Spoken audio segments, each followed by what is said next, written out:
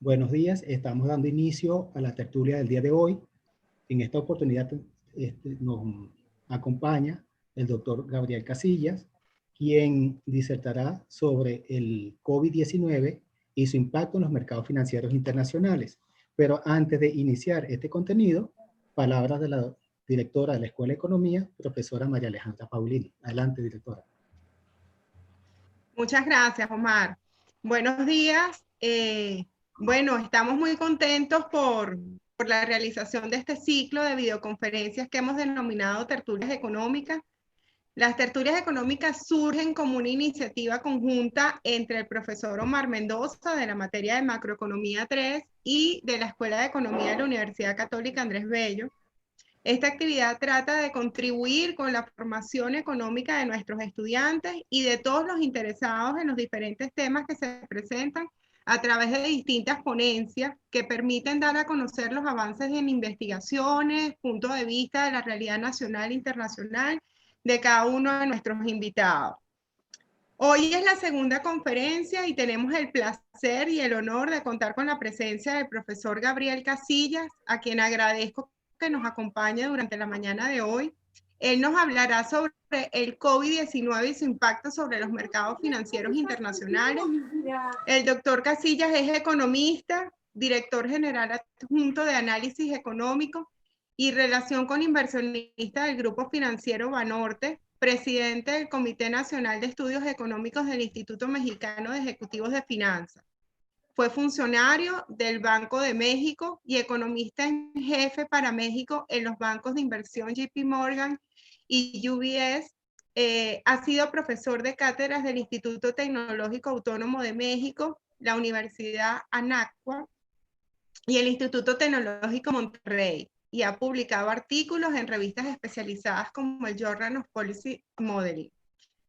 Actualmente es presidente del Comité de Estudios Económicos del Instituto Mexicano de Ejecutivos de Finanzas, miembro del Grupo de Líderes del Futuro del Instituto Internacional de Finanzas y es autor de la columna semanal Perspectiva Global en el periódico El Financiero. El doctor Gabriel Casillas es economista, egresado del Tecnológico de Monterrey y obtuvo el grado de doctor en la Universidad de Texas A&M, especializándose en econometría, teoría monetaria y economía de la información. Bueno, sin más preámbulos y dándole nuevamente las gracias por acompañarnos el día de hoy, le damos las palabras al doctor Gabriel Casillas. Bienvenidos. Muchísimas gracias. Muy buenos días a todos todavía.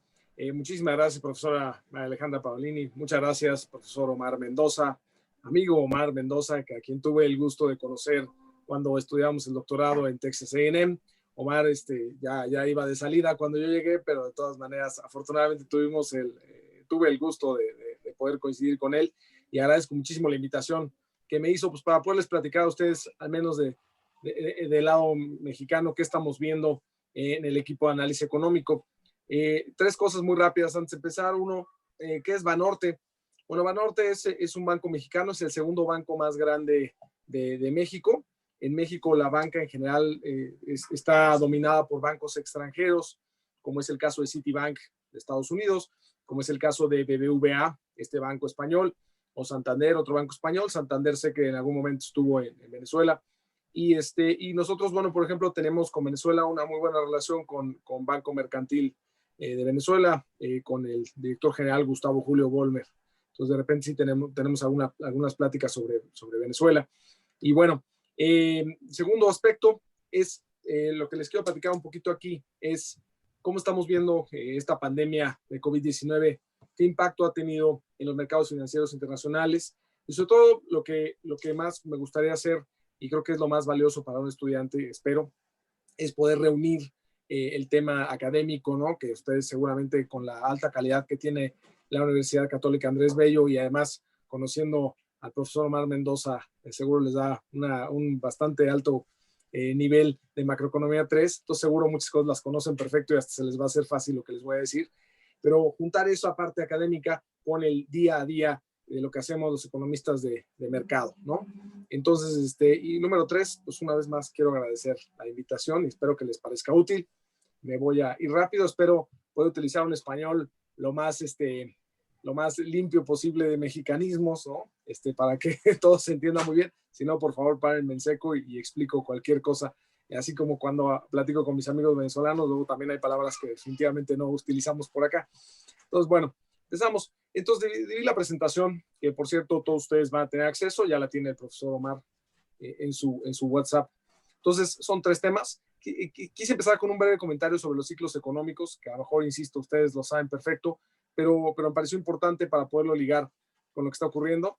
Luego, 2, ya hablar propiamente de la pandemia y cómo ha sido el efecto en los mercados financieros. Recuerden que pues, la economía sí reacciona ante una pandemia, sin duda, lo estamos viviendo hoy por hoy, pero los mercados financieros son los que reaccionan mucho más rápido, tanto para bien como para mal, ¿no? Entonces empezamos con los mercados financieros y finalmente hablar del impacto económico, en donde hablo de impacto económico en general global y la respuesta de política económica que ha habido en los diferentes países, pero muy importante, hago al final un pequeño ejemplo de cómo ha sido el impacto en la economía mexicana, sobre todo pues, es la economía que conozco más, ¿no? Para que vean un poco cómo se van moviendo en las variables, cómo ven el impacto, cómo viene la recuperación. Entonces, para empezar con el breve comentario de los ciclos económicos, pues llevamos 2 ciclos de crecimiento económico a nivel global, ¿no? Desde 1820, realmente que ya se consolidó la revolución industrial, que como saben empezó en Reino Unido.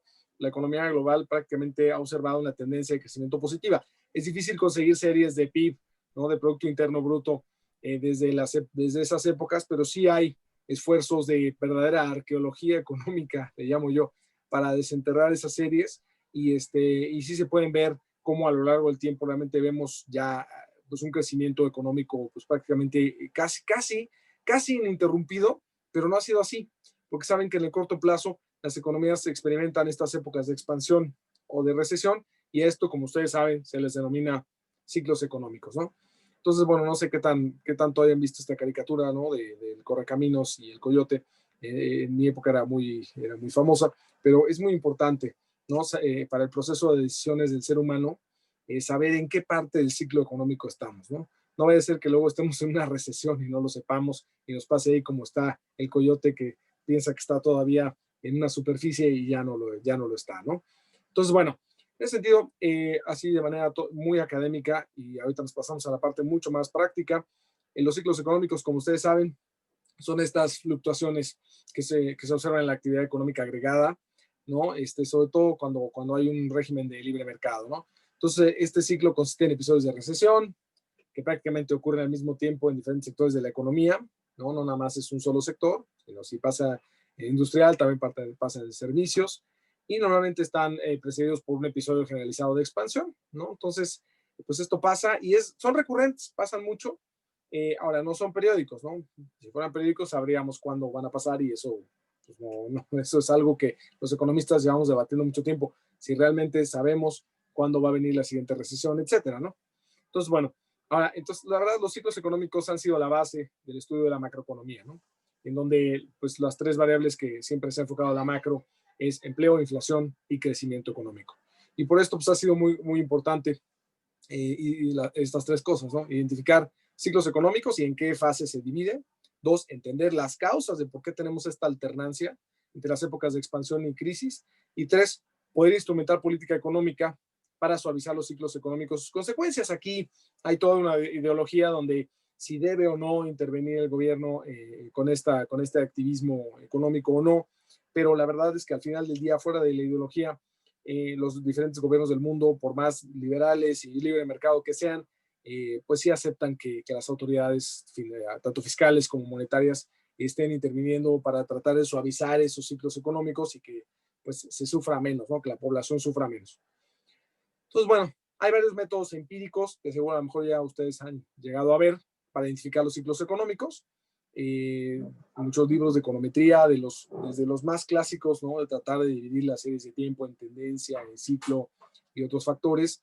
Y bueno, al final del día lo que se quiere es poder caracterizar y pronosticar, si es posible, ¿no? Las fases de ciclos económicos, que normalmente se ven como 3 o 4, ¿no?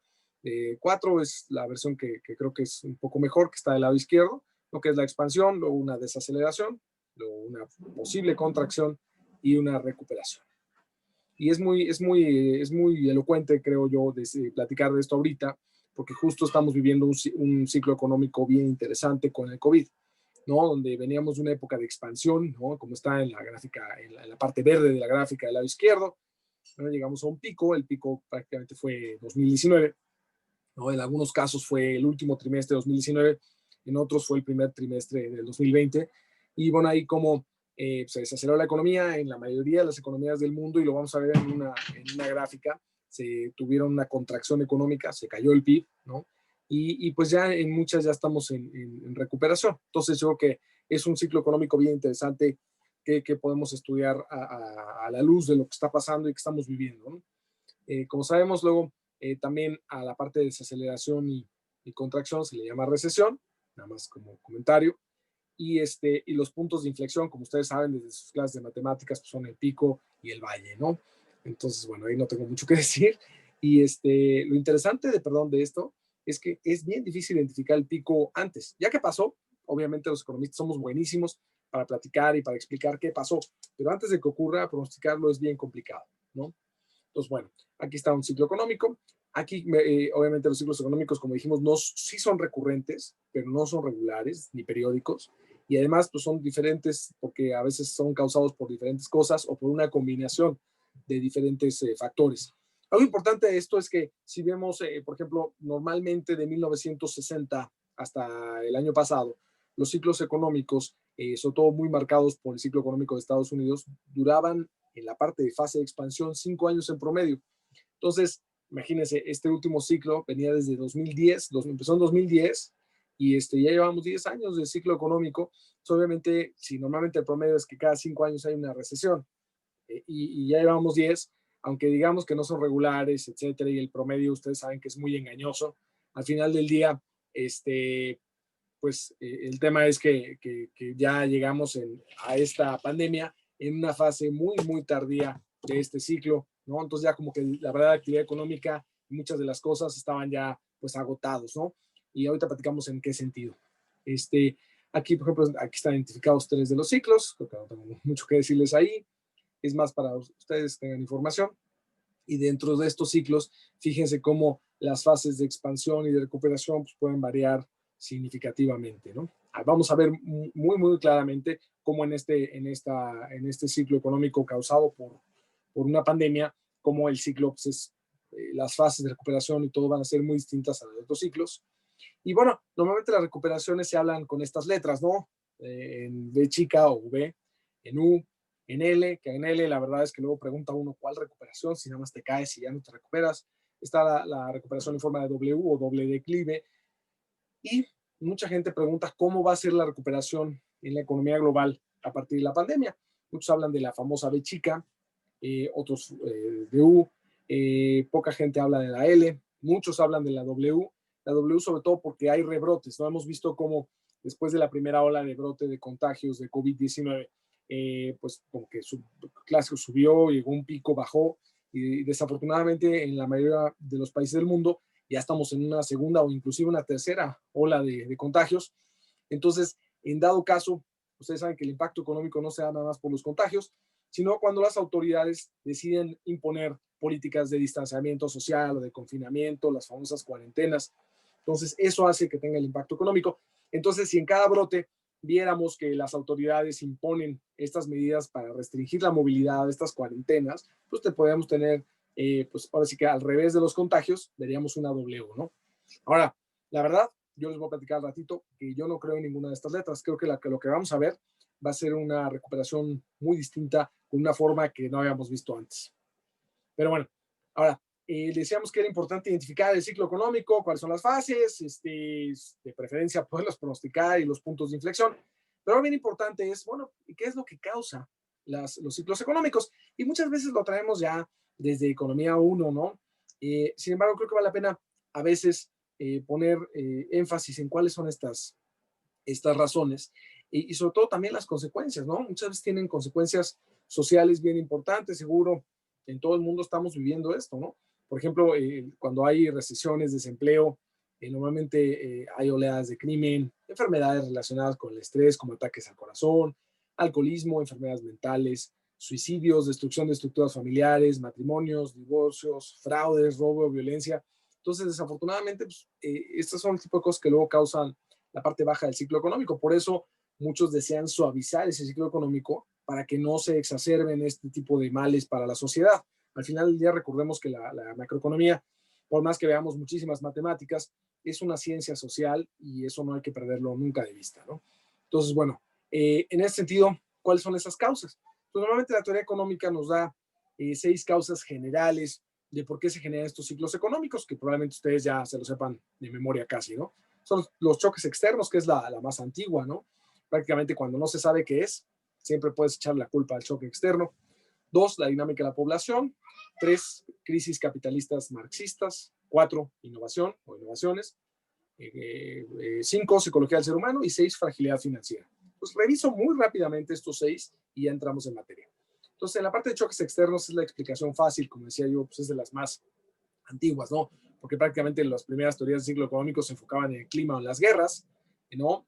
Sin embargo, también, por ejemplo, los precios internacionales de los commodities o las mercancías como el petróleo, que sabemos que han sido muy importantes tanto para la economía mexicana como para la economía venezolana, ¿no? Otro que inclusive se llegó a platicar de las manchas solares y estas determinaban el ciclo económico de la Tierra.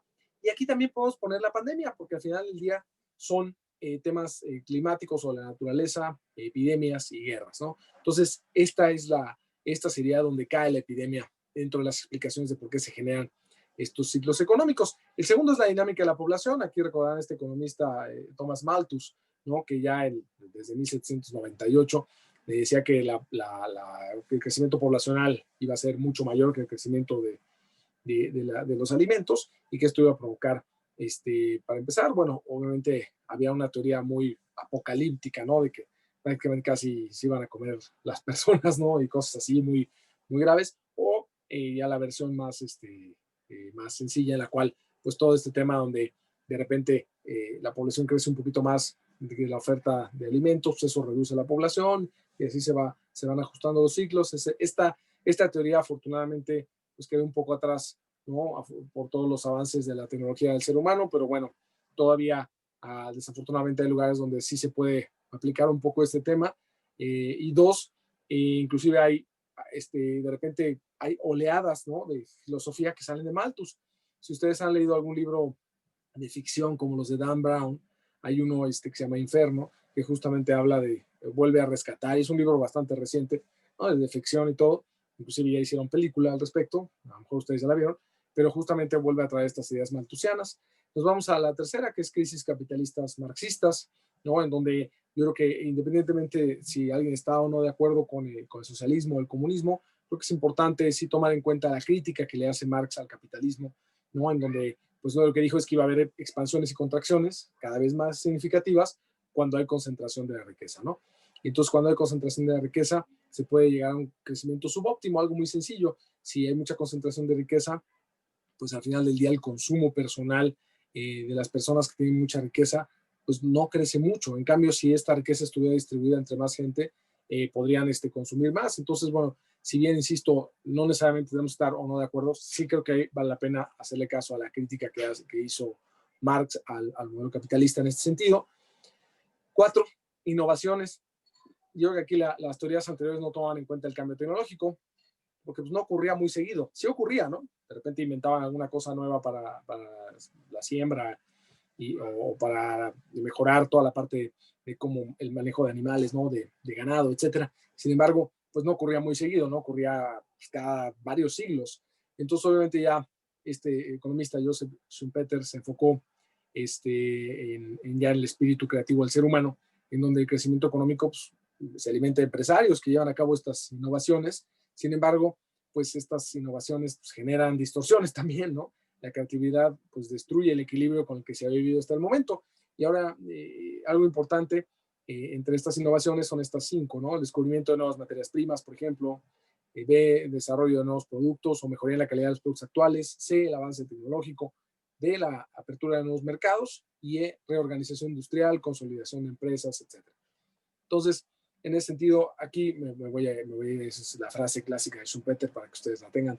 Pero pues este es el ejemplo más básico que han visto, me imagino que en muchas materias, en donde, por ejemplo, esta empresa Kodak de fotografía pues quedó totalmente atrás con la fotografía digital, o Netflix como pues prácticamente eliminó todo el tema de la renta de videocassettes, etcétera. Y así podemos seguir con muchísimas empresas porque estamos viviendo una revolución tecnológica bien importante. Entonces, pues claramente, pues es otra de las posibles causas por qué estamos viviendo una recesión. No necesariamente esta fue la que derramó, decimos en México, la gota que derramó el vaso, ¿no? Cuando el vaso está muy lleno y no se ha tirado, pero ahí puede haber una gota que derrame el vaso. Eso fue la pandemia, sin duda, pero puede haber otras cosas adentro del vaso que se están derramando o que pudieron haber causado que se derramara y que empezara la recesión. Y probablemente, como siempre, pues va a ser muchos factores los que expliquen lo que estamos viviendo, en donde los economistas tenemos que identificar los más importantes para poder dar una explicación, pues, sencilla y lo más acercada a la realidad, ¿no? Dentro de las innovaciones en la fase de expansión, esto se observa cuando la sociedad ya se adapta completo a una nueva innovación, ¿no? Ahora, decir nueva innovación pues es un poco un pleonasmo, pero bueno. Entonces, ahora, el tema es que las economías pues, normalmente no sostienen episodios muy largos de saturación de producción de un bien o de esta tecnología, porque las empresas dejan de invertir esperando nuevas innovaciones y ahí es cuando viene la recesión. Entonces, probablemente este sea otro de los puntos de la recesión actual. Aquí es un poquito cómo se van moviendo estas olas de innovación. No las voy a explicar, si las deben saber y si no las tienen ustedes. Y bueno, Schumpeter hizo una caracterización de ciclos económicos y él le puso estos nombres, ¿no? Digo, la verdad es que esos no tienen mucho fundamento, pero de todas maneras, como economista es algo que luego te dicen, estamos en un ciclo de Kondratiev, pues quién sabe quién era Kondratiev, ¿no? Y que era un ciclo de él. Entonces, nada más un poco para que tengan los temas. Está este ciclo de Kitchin, que se supone que tiene una duración entre 5 años, se generan por cambio de inventarios.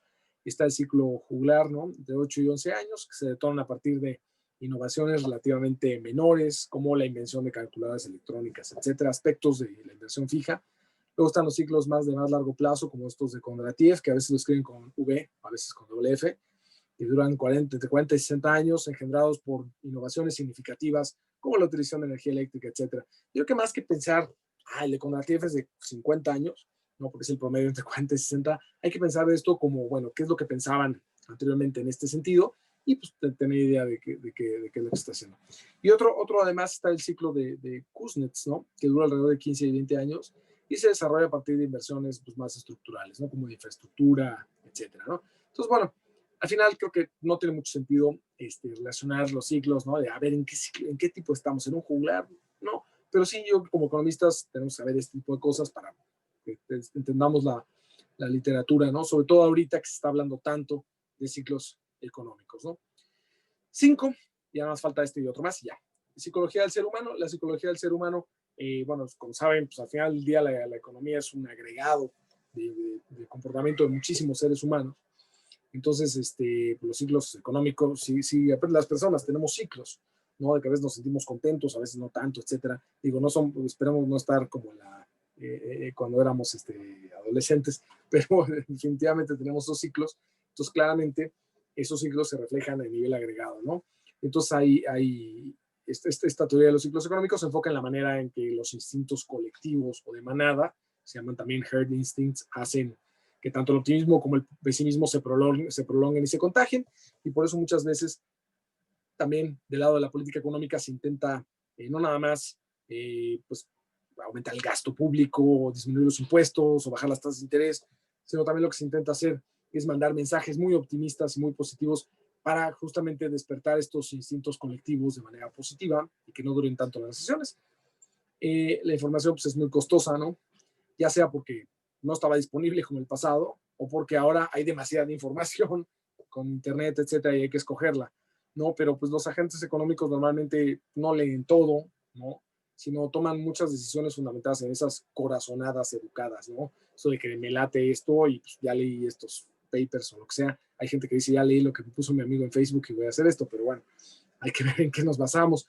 Pero la mayoría de los agentes económicos al final tienen cierta información parecida, pronósticos, datos de mercado, ciertas noticias, y al final pues no es fácil predecir qué va a pasar, ¿no?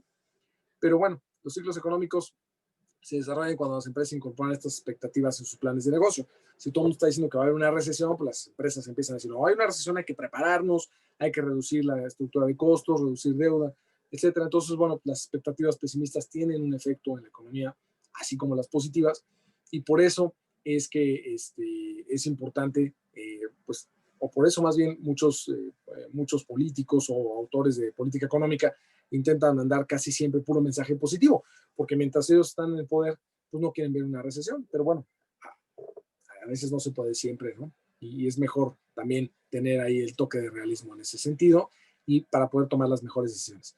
Y por último, la fragilidad financiera, ¿no?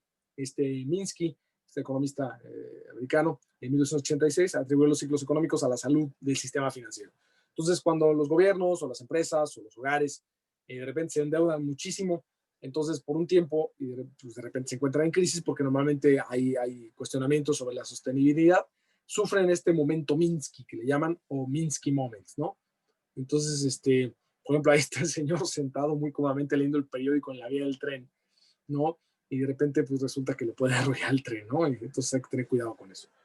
Digo, al final del día, la crisis de 2008-2009, la crisis económico-financiera global, que está documentada en muchísimos libros y papers, y que creo que es una crisis bien interesante, inclusive películas, prácticamente lo que vivieron fue un Minsky Moment, ¿no? Entonces, prácticamente es tratar de ligar esta fragilidad financiera con las famosas burbujas especulativas, ¿no? Que ya sabemos que pues los precios de los activos se van inflando, muchas veces sin fundamentos, entonces es como una burbuja que cuando se revienta se cae muy rápido, ¿no? Entonces, este nivel excesivo de deuda provoca que los agentes dejen de pagar y se cae en esta crisis financiera y recesión. Entonces, bueno, Minsky estuvo en contra de los esfuerzos de desregulación financiera, ¿no? Precisamente en los 80. Y bueno, si le hubieran hecho caso, a lo mejor no hubiéramos tenido la crisis de 2008-2009, o lo hubiéramos tenido, pero por otras razones, ¿no? Pero bueno, entonces al final del día, recordemos que la teoría macroeconómica moderna toma todas estas razones de por qué se generan los ciclos económicos y se ha enfocado en observar si provienen del lado de la oferta, como el caso de los clásicos y los neoclásicos, o si ha venido la demanda agregada, ¿no? Como son los keynesianos y neokeynesianos, ¿no? Entonces, en este sentido, pues dependiendo de la fuente, recomiendan, o algunos recomiendan que de ninguna manera se meta el gobierno, pero que se suavicen estos ciclos económicos con política económica, ¿no? Entonces, bueno, quería hacer pequeña digresión de los ciclos económicos un poco para tratar de ligar lo que están viendo en clase, a veces a lo mejor muy matemática, con lo que realmente se vive en la economía, que claro que tiene una liga bien importante, y toda la parte de teoría económica nos da a los economistas un marco en el cual pues, nos ayuda a poder explicar los fenómenos o a saber por qué no podemos explicarlos a veces, ¿no? Entonces, bueno, ya me voy con COVID y los mercados. Aquí bien importante, porque lo primero que vimos fue la parte de psicología del ser humano. ¿Qué pasa cuando viene una pandemia que no habíamos visto desde 1918, cuando fue la famosa influenza española, que mató a una gran parte de la población del mundo y fue terrible? Bueno, desde esas épocas no veíamos. Y cuando decimos es que estamos en territorio desconocido, a ver, la humanidad ha pasado por pandemias toda su vida y hay unas muy bien documentadas. Está la famosa peste bubónica o la plaga, ¿no? The plague, que azotó al mundo, sobre todo en Europa, en 1350, y después hubo muchísimos brotes a lo largo de la historia. Le tocó a Shakespeare, le tocaron a muchísimos, ¿no? A Newton. Bueno, sí, ok, ha habido muchas y están bien documentadas, pero no ha habido una pandemia como la que estamos viviendo hoy, con la información económica como la que tenemos hoy. Entonces, bueno, imagínense que dicen que hay una pandemia sin precedentes de un virus que no tiene cura y que además tiene una mortalidad y letalidad altísima. Bueno, pues obviamente la psicología del ser humano actúa, entonces todo el mundo se asusta, los inversionistas globales, ¿y qué pasa? Sube esa aversión al riesgo y vemos en el ángulo superior izquierdo, voy a hacer un poco de zoom aquí, este índice de volatilidad VIX o VIX, no sé si lo conozcan, pero es un índice que es que obviamente refleja la volatilidad del índice bursátil S&P 500, ¿no? Del S&P 500 de Estados Unidos, que es el índice bursátil pues, el más completo, ¿no? Incluye 500 empresas de prácticamente todos los sectores. Vemos que este índice, que normalmente anda entre 8 y 10, o así andaba, de volatilidad se nos fue al máximo histórico en febrero, a 82.69, punto máximo. Y de ahí, obviamente, ¿qué hacen? Pues todos los activos de riesgo, los inversionistas los venden. O sea, hay una venta de activos tremendos, ¿no? Incluyendo bolsa, incluyendo activos de mercados emergentes, ¿no? Bonos, bolsas de Latinoamérica, de Asia, etc. Bueno, esa subida, entonces, fue lo más importante, y de ahí empezó a calmarse. ¿Cómo se empezó a calmar? Pues al ver que hubo una respuesta de política económica tremenda, ¿no?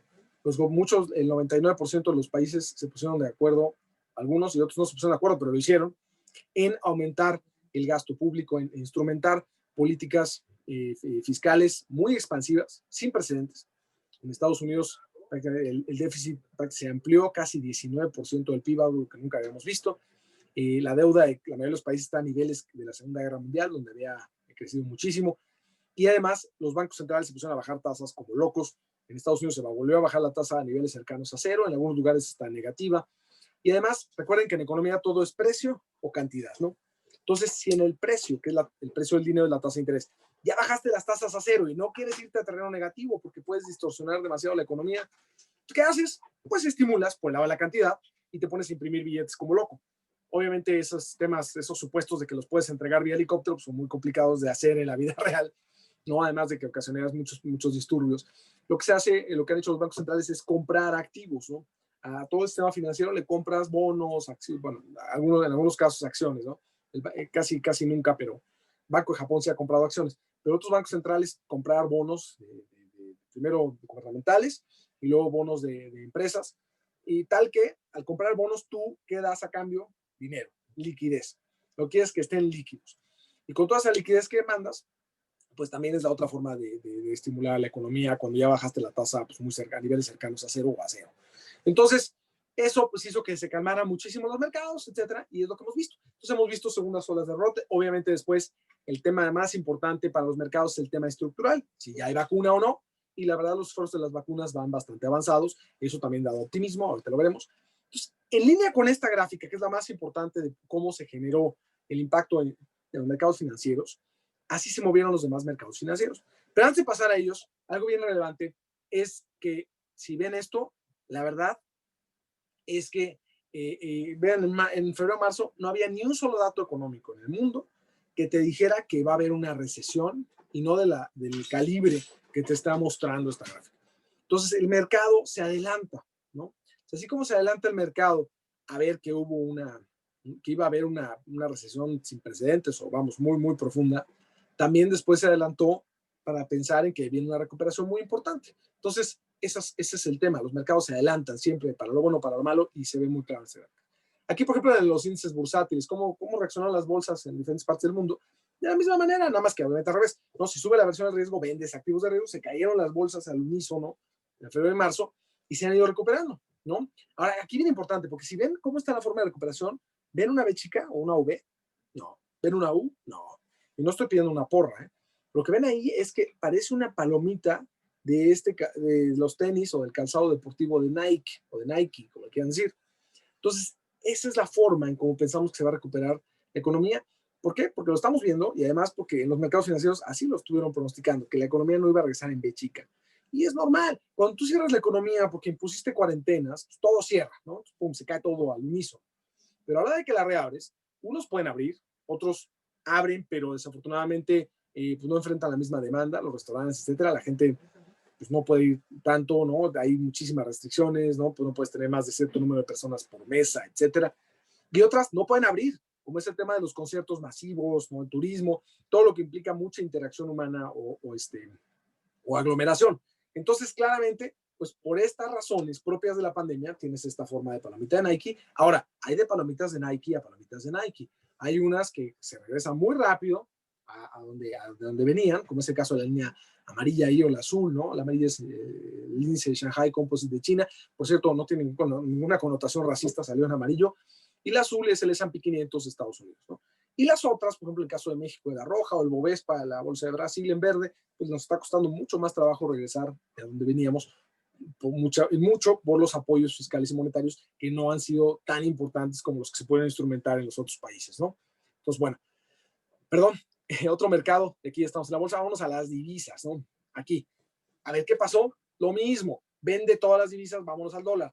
Entonces, todas las divisas se deprecian, o el dólar se fortalece, ¿no? En febrero y marzo, en línea con el VIX, ¿no? Con el VIX, y ya se regresaron, y unas se regresan más que otras, lo mismo que en las bolsas.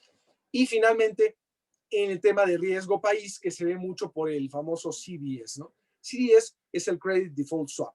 ¿no? Que son estas, lo que está ahí es la prima de riesgo de las personas que se aseguran por si un país no les paga. Por ejemplo, Argentina, que va como en su sexto default o sexto no pago de deuda, pues su riesgo país está altísimo, ¿no? Ni siquiera lo ponemos en la gráfica porque la distorsión está más de 1000 puntos. Estos puntos base, un punto base, pues no sé, 0.25 o para ustedes 0,25, no sé por qué en México usamos el punto, pero bueno, así es. Entonces, debe ser por la cercanía con Estados Unidos. Entonces, el 0,25%, esos son 25 puntos base, ¿ok? Entonces, 300 puntos base serían 30 puntos porcentuales, ¿no? Entonces, bueno, son los puntos base, y obviamente cuando sube, quiere decir que te cuesta más caro asegurarte, pues un gobierno no te paga. Entonces, aquí lo que vimos, igualito que en el DIX, que en las bolsas, que en las divisas, vimos cómo se subió muchísimo el riesgo país, ¿no? De febrero y marzo, y que conforme fue pasando ese miedo de los mercados, fue bajando paulatinamente. Y si ven la amarilla, que es Turquía en este caso, ahí se siguió yendo, ¿no? Y no se ha regresado tan rápido porque Erdogan, el presidente allá, ha hecho muchísimos cambios institucionales donde pues, puso en duda la autonomía del Banco Central y muchas cosas institucionales que a los mercados no les gusta. Entonces, por eso no ha bajado como los demás. Los demás mercados en general, Sudáfrica en azul, Tailandia en verde y otros más. Ahí no se alcanza a ver el verde oscuro, pero es Brasil. No sé por qué no salió en la leyenda. Y en el caso de México es la línea roja que está junto con pegado casi con la de Colombia, ¿no? Entonces, eso es lo que está pasando en todos los mercados. Normalmente dividimos los mercados en 4, los mercados financieros, ¿no?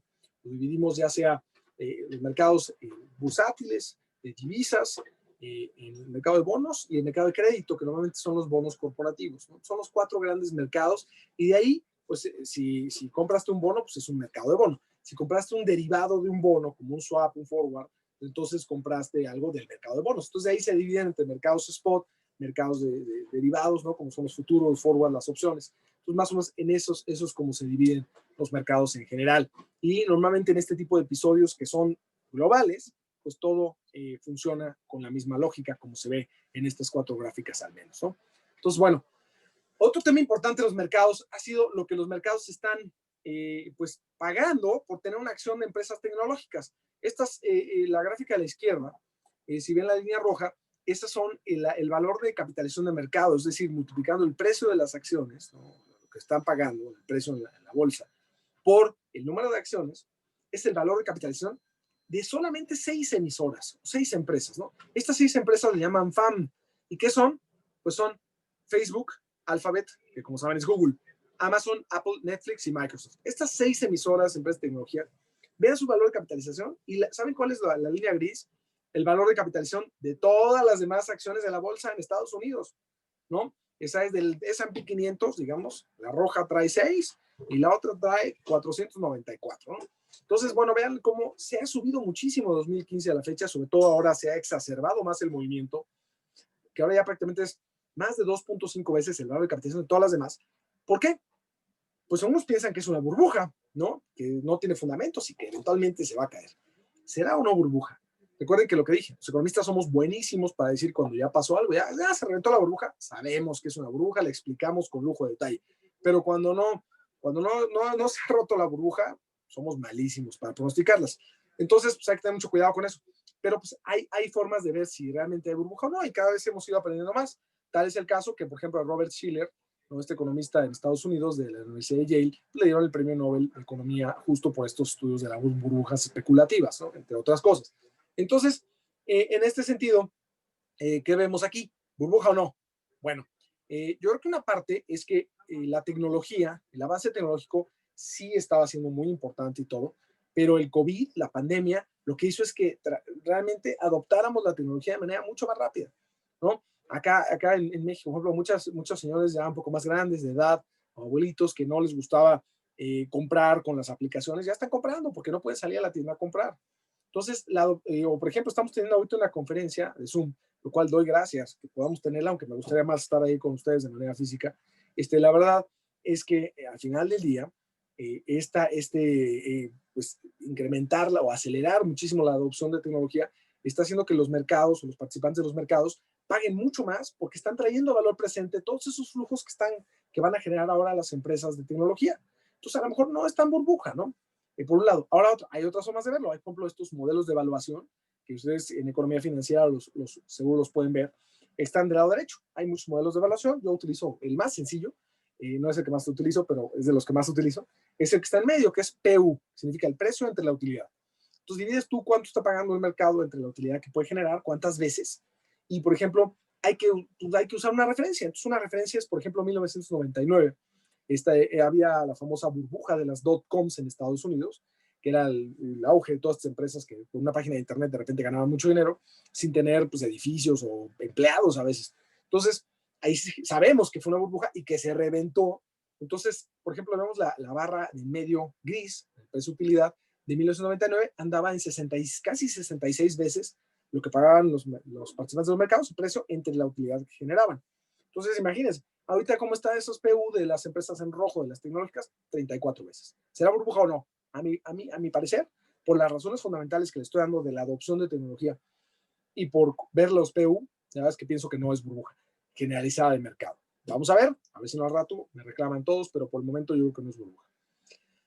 Ahora, bien importante, por ejemplo, vean, si vemos en extrema, estas son cómo reportaron las utilidades de manera trimestral de las empresas, que es algo que los participantes del mercado ven muchísimo, porque una cosa es pagar por lo que van a ver en el futuro y otra cosa es cómo les fue en el trimestre, ¿no? Entonces, en la extrema derecha vemos la expectativa de utilidades, ha sido negativa todo el año, comparado con el año pasado. Todavía en el cuarto trimestre se esperan utilidades negativas. Sin embargo, ya se espera un incremento muy importante de utilidades en el primer trimestre de 2021. Entonces, los mercados están apostando, así como en febrero y marzo, nadie pensaba en una recesión todavía, y los mercados ya la habían pronosticado. Ahorita ya estamos viviendo la peor parte de la recesión y los mercados están en máximo histórico, parte por todas las políticas económicas que como que voy a comentar con más detalle, pero también porque están esperando que haya un regreso en las utilidades de las empresas, ¿no? Y sobre todo para 2021. Ahora, aún así, si vemos en la gráfica del medio, este es el famoso índice de sorpresas positivas. Ese se utiliza muchísimo también para saber el porcentaje de empresas de las de S&P 500, ¿sí? ¿Qué tanto de esas 500 empresas, en porcentaje, reportaron mejor que lo que anticipaban los analistas, ¿no? Nosotros analistas, por ejemplo, en el caso de JP Morgan, UBS, donde trabajé, etcétera, o en Banorte, tenemos un equipo de análisis bursátil que va diciendo cuánto van a reportar las empresas, ¿no? Cuánto va a reportar esta, cuánto va a reportar la otra, cuál va a ser su utilidad, etcétera. Entonces, y de todos los analistas se hace un consenso, normalmente es un promedio o una mediana, la mayor parte de veces es una mediana, de hecho, y para quitar las observaciones que están más alejadas del promedio.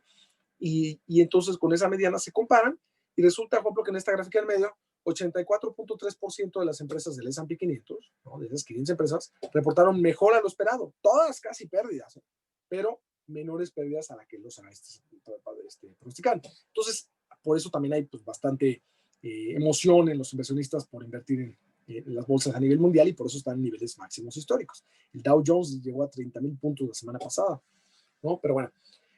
Entonces, vean, los índices accionarios, la capitalización global, si no nada más vemos el S&P 500 en Estados Unidos, si no ponemos toda la capitalización de todas las acciones del mundo en una gráfica, sería la gráfica a la izquierda, y vean cómo está en 98 billones de dólares. Billones de nosotros, que son, serían trillones anglosajones, ¿no? Entonces, ven que allá nada más con 3 ceros ya le dicen billones, ¿no? Casi, pero bueno, en ese sentido. Entonces, así es como ha estado el mundo. ¿Cuáles son los temas de mercado? Son estos 5 temas.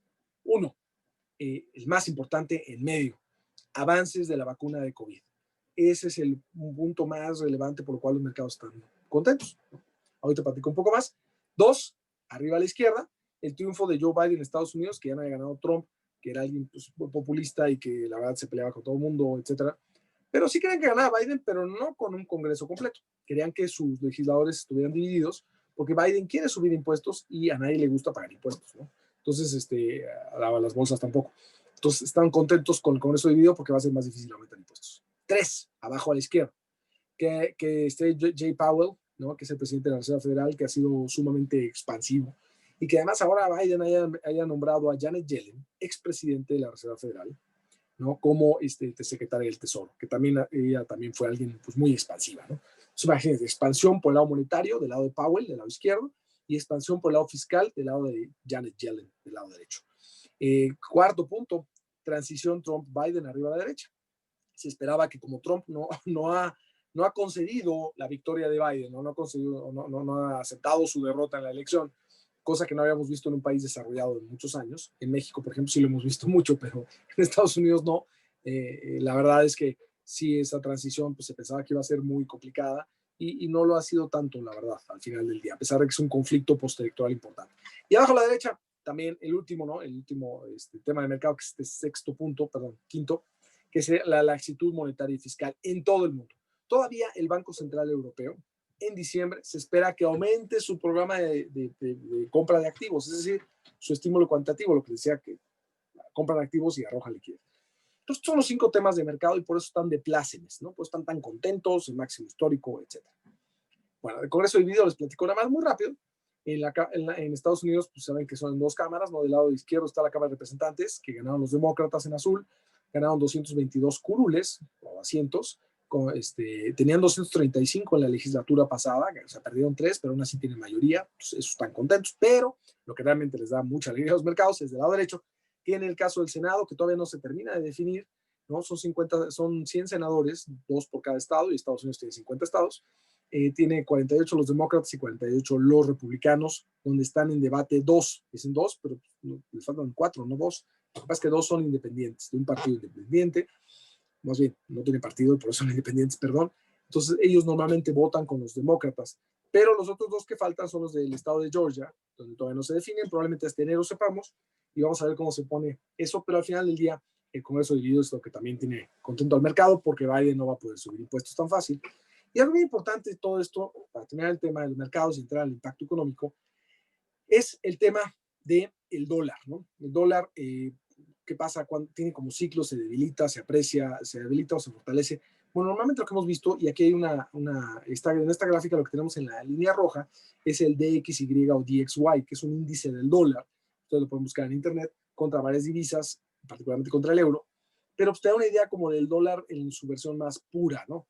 Porque normalmente vemos el tipo de cambio de pues, cuántos bolívares por dólar, o cuántos pesos mexicanos por dólar, cuántos pesos colombianos por dólar, o cuántos dólares por euro, pero no lo vemos como un índice puro contra varias divisas. Y yo que este es un buen índice, el DXY, además se opera en los mercados, y vemos como la línea azul, que es el déficit fiscal en Estados Unidos como porcentaje del PIB, tiene una correlación contemporánea bastante alta y además positiva. Entonces, pues en teoría, aquí la línea roja del dólar, cuando sube se fortalece y cuando baja se debilita.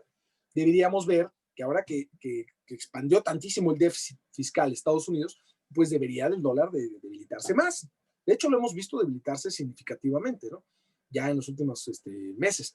Pero es probable que se siga debilitando más. ¿Por qué? Muy sencillo. Como en cualquier producto. ¿Qué pasa cuando hay mucha abundancia de un producto? ¿Qué pasa con su precio? Se cae. O sea, hay tanta abundancia de dólares por el lado fiscal como por el lado monetario que pues, el precio del dólar tiene que caer, ¿no? Entonces ese es un punto que estamos viendo hacia adelante. Y ahora vamos al impacto económico, ¿no? Entonces el impacto, podríamos seguir hablando de mercados otras 2 horas, pero Omar me dijo que no había tanto tiempo. Vamos al impacto económico. A ver, primero que nada vamos a ver las gráficas de COVID, ¿no? Aquí traje Estados Unidos y México, pero bueno, no traje Venezuela, pero si vemos en la extrema izquierda, arriba son el número de contagios diarios, no son acumulados, son los diarios. Y vemos como una primera ola de contagios, luego una segunda más fuerte y una tercera que ya está explotando. Así está Estados Unidos ahorita. Bueno, abajo es el número de muy lamentables fallecimientos por COVID, donde diarios, también no son acumulados. Y afortunadamente la gráfica es inversa en términos de magnitud. ¿A qué me refiero? A que la primera ola de contagios se ve chiquita, arriba, y abajo la de fallecimientos se vio terrible, espantosa.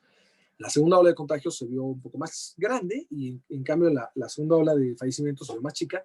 Y esta tercera ola de contagios que se ve tremenda, sí está levantando el número de fallecimientos, como se ve, pero no se ve que se vaya a levantar como en la primera ola ni siquiera.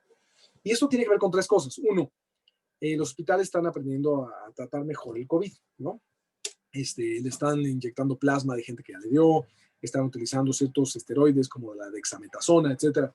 Eso le está ayudando. 2, la gente que está saliendo a las calles es gente que pues, no tiene tantos factores de comorbilidad, es decir, recordemos que la gente que desafortunadamente padece diabetes o tiene obesidad, etcétera, pues tiene un factor de riesgo porque le puede pues, afectar mucho más COVID. Entonces la gente que está saliendo pues, no observa este tipo de factores de comorbilidad. Y tercero, el tema de que pues, la gente sí se está cuidando. Mucha gente está utilizando el cubrebocas, está lavando las manos cada 14 veces por hora, está utilizando alcohol para limpiarse las manos, está guardando la sana distancia. Entonces esto sin duda ayuda, ¿no? Eso es un poco lo que estamos viendo en el mundo desarrollado, que desafortunadamente sí hay olas, pero la mortandad ha bajado. Y eso lo que le permite a las autoridades es no tener que imponer medidas de confinamiento, distanciamiento social tan agresivas, porque si se imponen, ¿para qué son? No son para evitar el contagio. Bueno, sí, obviamente sí, pero ese no es el objetivo principal. El objetivo principal es que no se sature la red hospitalaria, ¿no? Que no tengas, como pasó en Guayaquil, en Ecuador, hace como 8 meses, donde desafortunadamente se apilaban los cuerpos en las casas, en las calles, ¿no? Entonces, eso afortunadamente en muchos países sí no lo hemos visto, y ha sido por imponer estas medidas de confinamiento, en donde cada vez afortunadamente se tienen que instrumentar menos, porque acuérdense que la economía, mucha gente dice, no, es que el ser humano no debe estar al servicio de la economía, sino la economía debe estar al servicio del ser humano. Yo creo que ese debate no sirve. O sea, yo creo que la verdad la economía es parte del ser humano, nosotros la formamos, y entonces la economía es parte intrínseca del ser humano. Entonces, tanto la salud como la economía son parte del ser humano, y no puedes ponerte en ese debate, y pues no. Entonces, a veces tienes que pegarle a la economía para no saturar redes hospitalarias, pero en la medida que no tengas que hacerlo, porque la letalidad ya bajó, no lo haces, ¿no? Entonces, bueno, no me voy a ir con México ahí en medio, nada más para poner las gráficas, pero algo importante también es hacer un número de pruebas, ¿no? En la gráfica de extrema derecha tenemos el número de pruebas por cada 100,000 habitantes. Es un reporte que hace la ONU diario, pero no siempre lo puedes actualizar diario porque no todos lo actualizan todos los días. Entonces no hay masa crítica de comparación. Bueno, en ese sentido, en México se han hecho 1,730 pruebas por cada 100,000 habitantes en este último reporte de 10 de noviembre, y pues son muy pocas pruebas. Entonces también hay que ver los datos que te dicen, ¿no? En México, la verdad es que con tan pocas pruebas, luego los datos, según los datos que nos están dando, no son precisos ni de mortandad ni de contagio, así como en todo el mundo hay subreporte, pero ese subreporte yo creo que es más fuerte en algunos países, como es el caso de México, y al menos la esperanza es basarnos en estadística, decir, bueno, si están cometiendo, digamos, el mismo error, o están poniendo el mismo obstáculo en el levantamiento de esa serie de manera consistente, el número no es preciso, pero al menos la forma de la curva nos va a dar una información. Entonces, pues eso es un poco por lo cual le seguimos dando seguimiento. Pero si vemos qué ha pasado en Estados Unidos, otra vez, ya vimos la tercera ola. Bueno, pues en Nueva York volvieron a cerrar las escuelas, que ya se habían abierto. En Wisconsin, realmente ya se emitió esta digamos, directriz de quédense en la casa. Si vamos del lado derecho, en Europa también, desafortunadamente muy fuerte. De hecho, en Francia, en Reino Unido y en muchos lugares de España han tenido que volver a cerrar de manera significativa. Entonces, pues esto sí tiene un impacto económico que en países emergentes como los de nosotros, dado el nivel alto de pobreza, no puede cerrar, porque entonces la gente no tiene que comer. Entonces es muy difícil llevar a cabo estos confinamientos. Ahora, las vacunas, ¿no? La luz al final del túnel. De los más de 50 esfuerzos que reconoce la Organización Mundial de la Salud, pues ya hay 38 en fase 1, 17 en fase 2, 12 en fase 3 y 6 ya en uso limitado para emergencias, etcétera. Entonces, eso es muy optimista y muy bueno, porque pues normalmente las vacunas tardan muchos años en desarrollarse. Por ejemplo, la vacuna de la poliomielitis se tardó 20 años en desarrollarse. La más rápida que ha habido en la historia es la del ébola, que tardó 5 años en desarrollarse. Bueno, esta la vamos a tener en menos de un año. Digo, no sé qué tipo de efectos secundarios vayamos a tener, pero afortunadamente va el avance rápido, ¿no? Entonces, de estas 6 vacunas, pues unas ya como la de Pfizer y BioNTech, ya inclusive ya está pidiendo autorización en Estados Unidos. Otro del laboratorio Moderna, que seguro han escuchado mucho. El otro es el de AstraZeneca junto con la Universidad de Oxford, que afortunadamente van bastante bien. Y pues por el lado de la oferta, por el lado de la demanda, si vamos al ángulo superior derecho, pues hay que ver si las personas se la van a poner, ¿no? Luego hay mucha gente antivacunas, lo cual yo no concibo, pero sí hay. Y en este sentido, pues, afortunadamente las encuestas, esta encuesta de Gallup que se hizo ya hace un tiempo, ya habría que renovarla, lo que vamos viendo es que cada vez más gente sí estará dispuesto a ponerse la vacuna, ¿no? Pues bueno, por ese lado, ese es un punto. Ahora, en la manera en que como una explicación más de la recuperación, de por qué se va a recuperar en forma de palomita de Nike, ¿no? Y no en forma de V o de B chica o de U. Es un poco por esto, vean. La verdad, del lado derecho, tenemos una encuesta, sí son Estados Unidos, a más de 6,000 personas, pues una encuesta seria, en la cual le preguntaban a la gente, oye, una vez que abra la economía, ¿qué definitivamente sí harías y qué definitivamente no harías? Entonces, en esa encuesta del lado derecho, lo que vemos, por ejemplo, las personas que se les preguntó si iban a ir a cenar a casa de un amigo, no se alcanza a ver lo de amigo, no sé por qué pasó, pero bueno, no sé, de un amigo, 57% contestaron que sí harían y 43% que no. Entonces, pero cuando nos vamos bajando a cosas que impliquen más interacción humana o más aglomeración, como es ir al cine o utilizar transporte público, o ir a un evento deportivo masivo, como un partido de fútbol o de béisbol, o etcétera, pues obviamente ya el número de personas que contestó que definitivamente sí lo haría, pues cada vez se redujo más. Entonces, eso es lo que te da que cuando reabres la economía no todo puede abrir y te da que la recuperación sea mucho más gradual que en otro tipo de evento donde cierras y abres y no pasó nada, ¿no?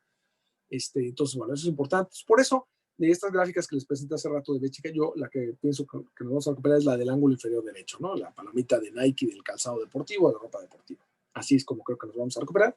Y bueno, algo importante es que los índices que vemos mucho y que son muy oportunos, que no se basan en actividad económica, se basan en la opinión de los gerentes de compras de las empresas, son estos de la izquierda, que se llaman PMIs o PMIs, significan Purchasing Managers Index, ¿no? Índice de gerente de compras.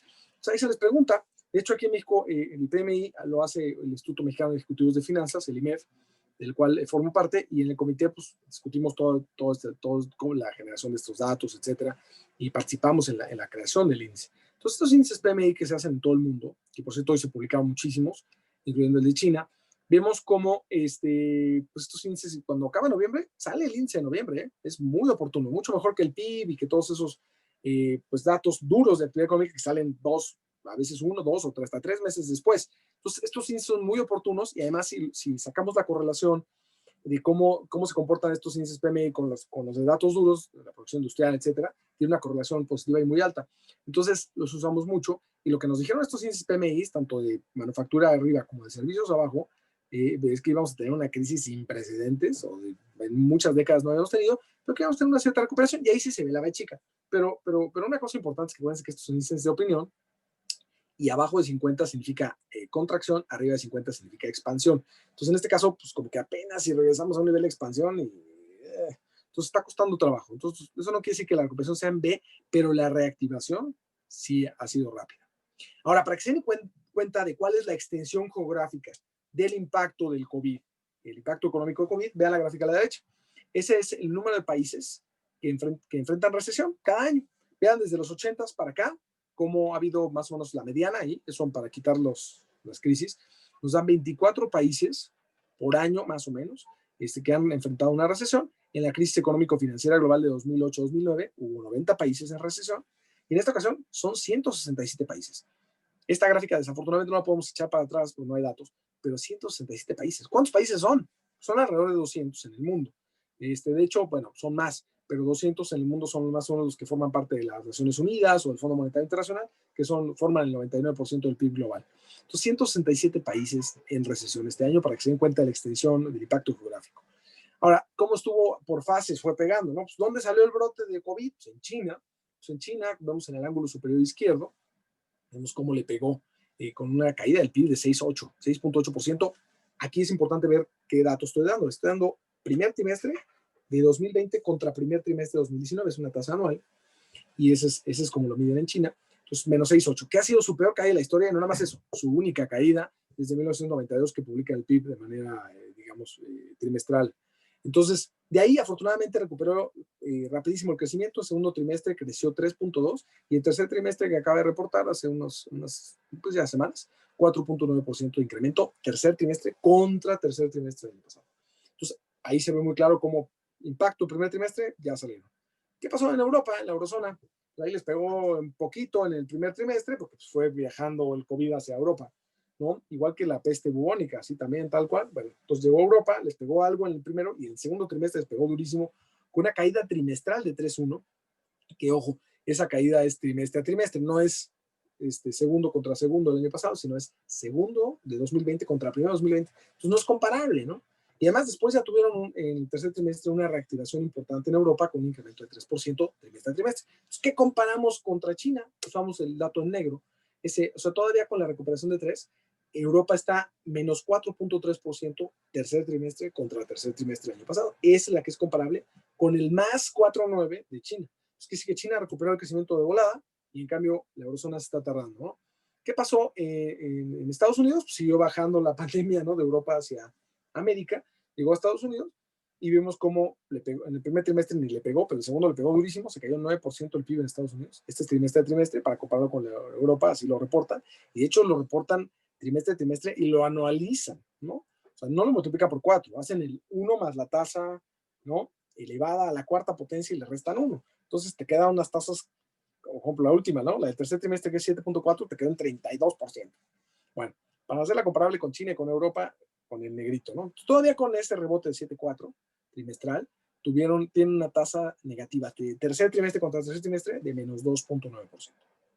Y finalmente México, ahí le pegó muy fuerte en el segundo trimestre, menos 17.1%.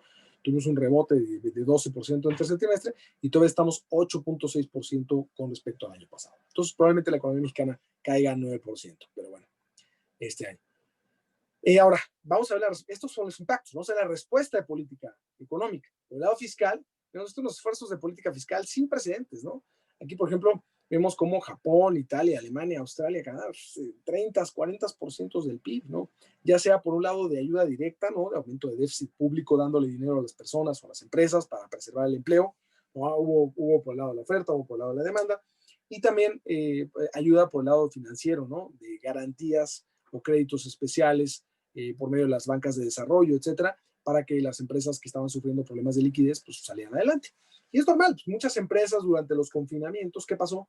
Pues tuvieron que cerrar sus puertas al negocio, como los restaurantes, los hoteles, etcétera, y pues tenían que seguir pagando la nómina a los empleados, la renta, la luz, los servicios, sin recibir ingresos. Entonces, pues para que puedan sobrevivir, solo pasa con ayuda gubernamental, ¿no? Entonces, esos son un poco los paquetes de estímulo fiscal sin precedentes, más fuertes que los de la Segunda Guerra Mundial. Y por otro lado, los monetarios, ¿no? Aquí están los más de 100 bancos centrales, son tantos que ya la letrita de los países ya ni se alcanza a ver. Más de 100 bancos centrales que bajaron la tasa de interés, incluyendo México, que está en verde, pero todos lo bajaron. Unos lo bajaron casi a cero, ¿no? Europa, Japón, Estados Unidos, Inglaterra, otros no tanto a cero, pero lo más bajo que pudieron. Y utilizaron 3 herramientas la mayoría. Uno, bajaron la tasa de interés, y como les dije hace rato, todo es precio y cantidad, bajaron la tasa a cero. Entonces, dado eso, aumentaron instrumentaron o aumentaron la compra de activos, ¿no? Estos estímulos cuantitativos por el lado de la cantidad de dinero. Entonces, eso está en el ángulo superior derecho. Este es el balance, por ejemplo, de la Reserva Federal. La Reserva Federal infló su balance de activos porque los compra y les da liquidez. Entonces, infló muy fuerte su balance de activos, 7.2 trillones de dólares. En la vida pensé verlo así. Y tercera herramienta que está abajo a la derecha, esos son los pronósticos que saca la Reserva Federal de dónde ve las tasas de interés. Y cada puntito que está ahí significa un miembro del comité de las operaciones de mercado, ¿no? Los que toman decisiones de política monetaria. Entonces, a eso le llaman la guía futura o el famoso forward guidance, ¿no? O sea, hasta dónde ves las tasas bajas. La Reserva Federal ya dijo que de aquí a 2023 las tasas en cero. Entonces, no las va a subir. Entonces, eso le da tranquilidad a los mercados de que, bueno, pues ahorita se pueden endeudar, pero imagínate que te suben las tasas y es tasa variable, pues te va muy mal. Entonces, te bajan las tasas, te aumentan la liquidez y además te dan esa guía futura, ¿no? Entonces son las 3 herramientas que han utilizado los bancos centrales para, de manera muy simplificada, se puede platicar horas también de esto. Ayer estuve en un foro del Banco de México, del Banco Central, que duró 4 horas nada más de un tema así, entonces, pero son temas bien interesantes en ese sentido. Y hay un tema adicional, en Estados Unidos, por ejemplo, no ha tenido inflación, ¿no? Las inflaciones de los 70s, que bueno, nunca llegaron a la que en nuestros países lo hemos vivido, ¿no? Pero la del lado izquierdo, ahí está la inflación. La Reserva Federal no ve la inflación al consumidor, ve el deflactor de precios del consumo subyacente, o sea, le quitan alimentos y energía, y esa línea es la gris. Es la inflación como donde puede incidir el Banco Central, donde puede al subir y bajar tasas, donde piensa que la puede controlar. Esa es la inflación en gris. Y vean cómo el objetivo de la inflación de Estados Unidos es 2%, que ahí se mantenga, y no, llega a 2%, se cae, llega a 2%, se cae. Entonces, como que han estado preocupados, uno, pues de que lleguen al objetivo, ¿no? Pero dos, también que de repente imagínense que hubiera un brote inflacionario, que de repente la inflación suba en un mes, eso haría que los mercados se despedazaran en el mundo, los mercados financieros, ¿no? Porque pensarían que entonces la Reserva Federal no va a cumplir su compromiso de subir tasas hasta 2023 al menos, y entonces que la subiera antes y los mercados se despedazarían. Bueno, eso para protegerse que eso no pase, por si llega a haber un brote inflacionario pequeño, estamos hablando de que se vaya a 2.2, 2.5%, no que se vaya más allá, también no es tanto, ¿no? Que la verdad ya cambiaron su marco de política monetaria, entonces en lugar de utilizar un objetivo de inflación puntual de 2%, lo cambiaron a hacer un promedio. Entonces dice que de repente la inflación se puede ir a 2.2, 2.5, mientras tanto en la trayectoria esté en el promedio en 2%, no tienen que subir tasas. Y eso es clave para la tranquilidad de los mercados. Ahora, ¿va a tener inflación Estados Unidos, sí o no? Quién sabe, pero vean la gráfica a la derecha. Es la explicación estructural más fácil de explicar además que he visto. Vean cómo la inflación de Estados Unidos de los 50 y 60 se empezó a subir la tasa gris, la línea gris, junto con la tasa de fertilidad, que también subió, y después bajó la tasa de fertilidad y bajó la inflación. Digo, no quiere decir, correlación no es causalidad, pero aparentemente este tema de fertilidad y tener más gente en Estados Unidos sí hizo que hubiera inflación y que ahora no haya tanto. Entonces, no se ve que la tasa de fertilidad de Estados Unidos suba muy pronto. Pues pareciera ser que si esta fuera la explicación, pues no va a haber mucha inflación, ¿no? Digo, obviamente esto es un estudio que viene de un paper donde hay razones mucho más profundas, etcétera, y esta nada más es la gráfica, ¿no? Pero bueno, ahora, ¿cuáles son entonces los riesgos relevantes para las economías? Porque siempre hay que decir, bueno, es lo que vemos y estos son los riesgos. ¿Cuáles son los riesgos? ¿No? Yo creo que hay 5 riesgos, ¿no? Nos gusta el número 5, ¿no? Salieron 5. Uno es el en medio, ¿no? La reimposición de cuarentenas y atraso en la vacuna. Que digan, ¿sabes qué? La vacuna, si te la pones, te sale otro brazo, ¿no? Pues no te la pongas, ¿no? Digo, estoy exagerando, pero entonces, esto se ve muy difícil que pase, pero sí puede pasar. Entonces hay que tomar en cuenta como un riesgo importante, ¿no? 2, arriba a la izquierda, complicación del conflicto postelectoral en Estados Unidos. Pero todavía faltan 51 días, 50 días, para que se vaya el señor Trump. Entonces no vaya a ser que en estos días haga alguna cosa que no nos gusta o pruebe que, no sé, de alguna manera convence a la población de que Biden no ganó, no sé, o a los jueces, que es más importante. Entonces hay que tener cuidado con ese riesgo, no es nuestro escenario base. 3, abajo a la izquierda, downgrades, que pues, las agencias calificadoras Fitch, Standard & Poor's, Moody's, que califican la deuda de las empresas y de los países, pues que de repente bajen mucho las calificaciones de la deuda, y entonces eso provoque un mal sentimiento, porque eso quiere decir que entonces están pronosticando que no van a pagar o que la probabilidad de no pago ha aumentado. O sea, que ten cuidado con ese. 4, arriba a la derecha, que la actividad económica sea más lenta, ¿no? Y que además hay un impacto bancario, ¿no? Porque los bancos pues, prestaban dinero, etcétera, y en toda esta emergencia sanitaria han dado opciones para que la gente deje de pagar en el corto plazo. Y entonces, en este sentido, pues una vez que acaban estos programas de apoyo, sí, cuánta gente va a regresar a seguir pagando sus deudas y cuánta gente no, y esto puede poner estrés en el sistema bancario a nivel global.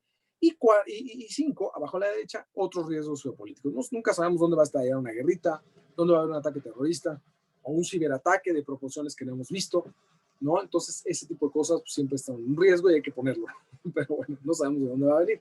Pero bueno, con esto, pues aquí están un poquito las fechas de Trump, ¿no? ¿Cuándo entra Joe Biden como nuevo presidente de Estados Unidos? Pues hasta el 20 de enero, como está hasta abajo aquí en estas fechas.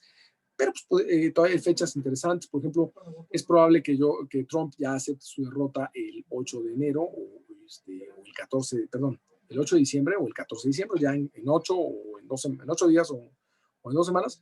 Es probable que ya lo acepte porque es el día que se reúnen los delegados del Colegio Electoral de Estados Unidos y ya definen el voto, pues ya no le va a quedar de otra. Pero pues el riesgo es que no lo haga y que siga causando problemas. Y el 20 de enero, pues sí tome posición Biden, pero de manera muy cuestionada o que de plano logre que se posponga la toma de posición. Se ve muy difícil, pero eso no es riesgo. Y bueno, les decía yo que les iba a platicar, ya este es un último punto muy rápido, sobre cómo ha sido el impacto económico en la economía mexicana, porque es la que conozco realmente mejor, aunque sí he estudiado otras economías como la chilena o la de Estados Unidos o la de la Eurozona o Reino Unido, pues la que más conozco es esta. Entonces, de manera muy rápida, ¿por dónde llegó el impacto? Si fijan, el impacto llegó por el comercio internacional. En México todavía no había un solo enfermo y de repente las importaciones y exportaciones muy mal. Vean la gráfica a la izquierda, esa tasa mensual, entonces por eso es muy volátil.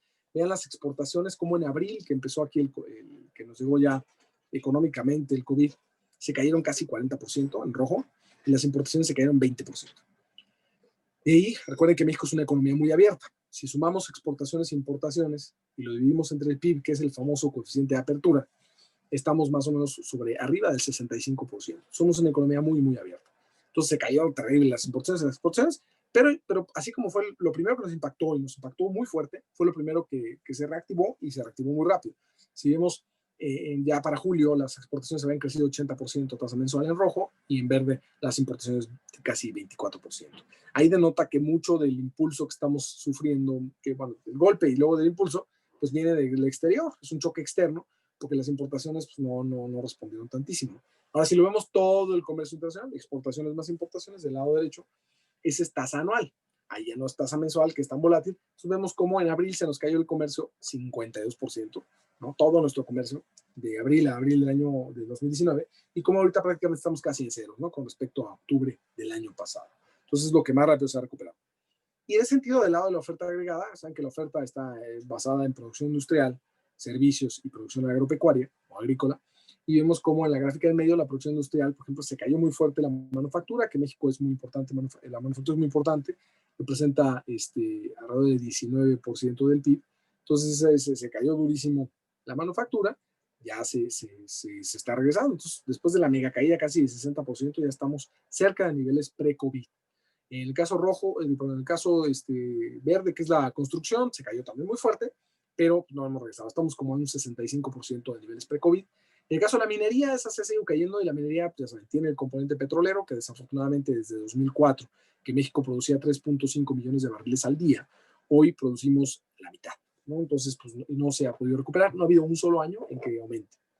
Y del lado de extrema derecha es la producción automotriz, que como saben, la producción automotriz en México es muy relevante. Somos el tercer país que más autos construye en el mundo. Y en ese sentido, pues, nos pegó durísimo, se cayó 98% de la producción cuando cerraron todo en abril y se regresó prácticamente a tasas pre-COVID. Eso es lo que provocó que la manufactura casi esté en niveles pre-COVID. Esto es por el lado de la oferta. Bueno, nos falta el lado del empleo, ¿eh? El empleo y el lado de la demanda. Entonces, el empleo en extrema derecha, este es el empleo formal. En México tenemos mucha informalidad, no tanta como antes, pero tenemos más o menos la mitad de los empleos son formales y la mitad son informales. De los formales, que está en la gráfica de extrema izquierda, perdimos en abril 555,000 empleos, se perdieron en mayo 345,000 y así, hasta que en agosto empezaron a crecer el número de empleos, en octubre se crearon 201,000 empleos. Esta caída tan fuerte y este regreso pues, tiene mucho que ver con los números en rojo son diferentes a los negros porque son con ajuste estacional y los que están en negro son los reales, los que se perdieron, ¿no? Pues por eso es el tema. Y el ajuste estacional lo usamos pues justamente para que esta gráfica sea legible, si no es prácticamente una mancha roja. En medio, bueno, eso es lo que pasó en el empleo, ¿no? Entonces ya lo peor ya pasó. En el neto todavía tenemos alrededor de 500,000 empleos que hay que en todo el año que se perdieron y que van a tardar en recuperarse, pero ya. Si vamos a la parte de las ventas en medio, ANTAD es la Asociación Nacional de Tiendas de Autoservicio y Departamentales, ¿no? Es prácticamente los grandes conglomerados que venden comerciales, supermercados, etc. Se cayeron 23%, abril, y ya estamos prácticamente tantito arriba, 2.8, octubre contra octubre del año pasado. Si vemos el detalle en medio en la tabla es muy importante, porque si vemos cómo los supermercados todo el año han estado en número positivo, inclusive en abril tuvieron un incremento importante porque la gente fue a hacer compras de pánico, compró agua, latas, papel de baño. Y departamentales abajo, pues sí, se cayeron durísimas, ¿no? Son las tiendas que venden ropa, etcétera, tipo JCPenney en Estados Unidos, se cayeron 73% en abril y prácticamente ya, ahora octubre ya están, ¿no? Y si vamos a la extrema derecha, esta es una gráfica que vemos mucho en México, que es venta de autos y masa salarial. La masa salarial es el incremento del salario real por el incremento en el empleo, o sea, lo que te da prácticamente poder de compra, y vean cómo una línea y otra tiene una correlación positiva y alta muy buena. ¿Y qué pasó? Que cuando cierran los concesionarios, pues, se caen las ventas, por eso la línea roja se cae al piso, y pues no importa que tengas salario y empleo, pues no pueden salir a comprar el coche, pues está todo cerrado. Pero una vez que reabren los concesionarios de coches o estos dealers, ¿qué pasa? Pues se regresa la línea roja al azul, que es con los fundamentales, ¿no? Entonces, esa es una línea interesante que luego utilizamos aquí en México. Y bueno, último punto, la verdad es que las actividades que más trabajo les está costando recuperarse, como son los temas turísticos, pues se está recuperando de manera mucho más rápida de lo que pensábamos. El tráfico de pasajeros en avión, arriba a la derecha, ¿no? Que normalmente en México tenemos alrededor de 6.57 millones de pasajeros en avión promedio por mes. Obviamente varía con la época navideña etcétera.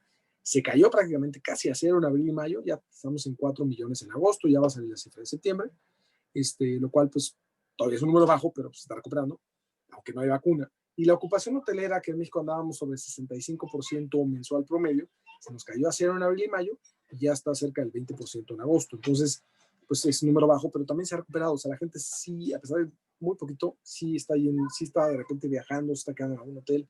Y los hoteles han hecho un esfuerzo muy importante por tener estas certificaciones que están sanitizados, ¿no? Sanitizan todo el día, llegan y te bañan en alcohol casi. Entonces, pues ahí va la actividad económica, pero está costando mucho trabajo. Esta me va a saltar. Y en el PIB, algo bien importante. Nosotros en México pensamos que se va a caer 9% el PIB en todo el año y que el año que entra vamos a tener un rebote de 4.1%, ¿no? Digo, esta la pueden ver con más calma. Ahí están las encuestas diferentes que hay y qué está pensando el Banco de México, la Secretaría de Hacienda, etc. Pero algo bien importante que decir es que desafortunadamente el impacto COVID es desigual, ¿no? Es desigual tanto por región, aquí están las diferentes regiones como dividimos en Banorte el país, y si fijan, unas tienen un impacto tremendo, como la región norte, que tiene una vocación manufacturera muy importante, y pues tuvo una caída de 3, va a tener una caída de 13.3%, es nuestro pronóstico, y va a ser la que menos se va a recuperar, perdón, la que más cayó, pero la que más se va a recuperar el año que entra. Y tenemos regiones como la peninsular, abajo a la derecha, en donde no le pegó tan fuerte, y pues no va a ser la que más crezca el siguiente año, ¿no? Por efecto de base. Entonces, este efecto desigual por regiones, por clase socioeconómica que tiene el COVID, es algo bien, bien triste, porque entonces, en lugar de mejorar la igualdad del mundo, la hace peor. Aquí está nuestro pronóstico por estado en México, somos 32 entidades federativas, y lo mismo, ¿no? Tenemos un impacto muy desigual. No me voy a ir estado por estado. Y algo importante, bueno, ese menos 9% en el caso de México va a ser la peor recesión que hayamos visto desde 1932, que el PIB se cayó 14%. Igual aquí el PIB no es tan fácil conseguirlo de tan atrás, pero en un esfuerzo que hicimos el Banco Central y nosotros de arqueología económica rescatamos, desenterramos esta serie de PIB. Entonces tenemos la serie de PIB desde 1895 y pues la peor que desde 1932 va a ser la recesión. Y algo importante es que en las recesiones de los 80 y 90 fueron terribles. Si se fijan acá, en la gráfica, no se ve tan terrible como la que estamos viviendo ahorita, pero lo que pasaba es que teníamos unas depreciaciones cambiarias, unas devaluaciones cambiarias. La línea roja es la depreciación cambiaria. De 300% se nos iba el tipo de cambio. Eso jalaba la inflación en azul a niveles arriba de 100%, 150%. Ustedes en Venezuela desafortunadamente han vivido unas inflaciones terribles. Y esto jalaba las tasas de interés también en verde. Entonces eso propiciaba que los ahorros de las personas se desaparecieran. O sea, era la recesión, que no era tan fuerte como la actual, se sentía mucho más, de manera exacerbada, era una crisis tremenda por estos efectos. En México lo que hicimos fue, a partir de 1994, adoptamos un régimen de tipo de cambio flexible, se le dio la autonomía al Banco Central para que actúe por sí mismo y no a las órdenes del presidente. Se hizo una ley de responsabilidad fiscal hacendaria en 2006 que hace que el gobierno tenga que ser muy restrictivo. Yo creo que hoy se le pasa la mano. El apoyo del gobierno mexicano está siendo cero al tema de COVID. Yo creo que eso es muy grave. Deberían de haber ayudado a las empresas para que preservaran el empleo y tuviéramos una recuperación más vigorosa. Y tenemos un sistema bancario sólido en México. Los bancos a cada rato quebraban, ¿no? Tenemos todavía la última crisis muy fuerte en 1995, donde 18 de 19 bancos quebraron. El único que no quebró fue Banorte, digo, perdón por el anuncio. Entonces, ahora el sistema financiero en México afortunadamente está muy sólido.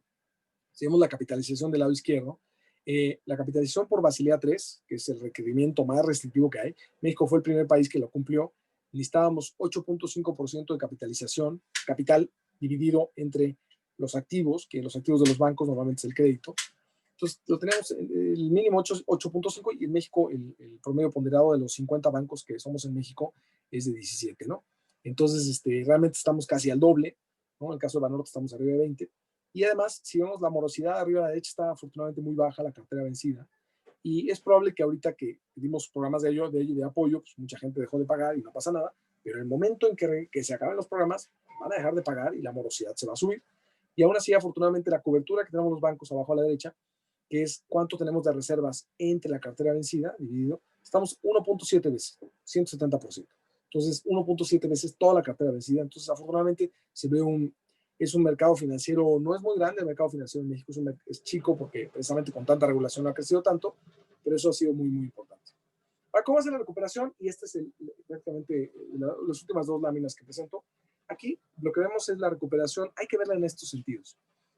Son dos escenarios aquí, pero bueno, aquí las barras verdes son las tasas de crecimiento del PIB anuales y la línea roja es el valor de la actividad económica, ¿no? El PIB real. Entonces vemos cómo nosotros pensamos que el escenario optimista, realista del lado izquierdo, se va a caer el PIB 9% este año, el consenso anda entre menos 9 y menos 9,5, va a crecer 4.1, somos optimistas, el mercado trae 3.5, nosotros estamos 4.1. Con eso, y después retomar en el 2022 y adelante una tasa a la que ha crecido promedio México por 40 años, que es 2.3, nos da que para que se recupere en la línea roja el nivel de actividad económica que teníamos en 2018, que es nuestro pico más reciente, nos va a tomar de aquí a 2024, ¿no? Es el optimista. Entonces, la reactivación rápida no implica que te recuperes a los niveles de actividad económica antes del COVID. Y del lado derecho es el pesimista realista. Si igual se cae 9%, se recupera en 2021 4.1, pero después le cuesta trabajo a la economía regresar a esas tasas históricas de 2.3 y esto nos tomaría hasta 2026. ¿Dónde vamos a estar? Yo que ninguna ni la otra exactamente, sino algo en medio, pero sí nos va a tomar algunos años en recuperarnos, ¿no? Entonces, bueno, conclusiones. Tenemos estos 6 puntos de la economía global y con esto acabo. Uno, creo que vamos a tener bajas tasas de crecimiento económico post-recuperación. Ahorita están muy altas porque es la reactivación, ¿no? Pero una vez que termine esa reactivación, pues es probable que retomemos una lentitud de crecimiento económico porque pues, mucha gente ya se va a acostumbrar a no ir al cine a ver películas más en casa, entonces a lo mejor los cines quiebran. O sea, va a haber ciertos cambios estructurales. A lo mejor unas empresas dicen, oye, pues ya para el producto que vendo ya no tengo tanta masa crítica, ¿no? De ventas, voy a despedir personal. O sea, viene una parte importante de reestructura económica a nivel global que yo creo que va a hacer que se crezca poco después de la reactivación. 2, precios del petróleo, pues sí, se va a crecer poco, precios del petróleo bajo, y además con Joe Biden, que va a empujar en energías limpias, ¿no? Más que otra cosa. Y además va a volver con Irán a tener un acuerdo en el cual Irán va a poder volver a exportar petróleo, pues va a haber más oferta de petróleo, y el precio del petróleo probablemente pues, baje o quede bajo. 3, una inflación baja, salvo en medicina, servicio médico, que es probable que suba. 4, abajo a la izquierda, tasas de interés bajas por un largo periodo de tiempo, por todo este tema. 5, un dólar débil, por lo que ya dijimos. Y 6, pues los inversionistas van a estar cambiando de emisoras de crecimiento, ¿no? A emisoras más que te den valor, ¿no? O sea, ya como que ya crecieron mucho las acciones que tenían mucho crecimiento, como son todas estas tecnológicas que platicamos, Amazon, etcétera. Pues como ya se fue mucho el valor de mercado, yo creo que muchos ya van a decir, bueno, ok, el dinero extra que voy a asignar o voy a vender algunas de esas y me voy a ir a acciones que me preserven el capital, que a lo mejor ya no crezcan tanto, pero que te generen valor. Entonces, un poquito lo que estamos viendo en todo esto, y espero que les haya sido interesante. La presentación, insisto, todos van a tener acceso. Perdón por el ruido aquí, pues están arreglando aquí una cosa aquí en la casa de ustedes. Y pues estoy feliz todavía si hay tiempo de contestar preguntas y platicar con ustedes.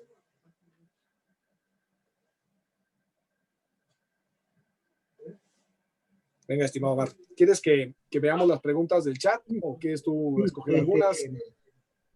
Sí, vamos a responder inicialmente lo que está en el chat y posteriormente algunas otras preguntas. Va, perfecto. A ver, voy a ver el chat. Ok.